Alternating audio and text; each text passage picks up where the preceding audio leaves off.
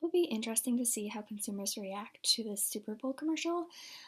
In the past, a lot of automobiles have had commercials that tell some kind of story or quirky, fun, um, you know, relatable. I think that Lexus is, it's very different. It is quirky in its own way, and having it as a fashion kind of inspiration will definitely attract the audience they're looking for, which is young urbanites. And I think, the techno music and the dancing and just the way that it's set up with the lighting and things will draw attention, and maybe people will be wondering what this is for, or which Lexus car this is for. I'd be surprised that it is for the NX, especially with it being a SUV crossover type car. I think you know younger consumers are not necessarily looking at those cars, and it'll spark their interest as they watch it.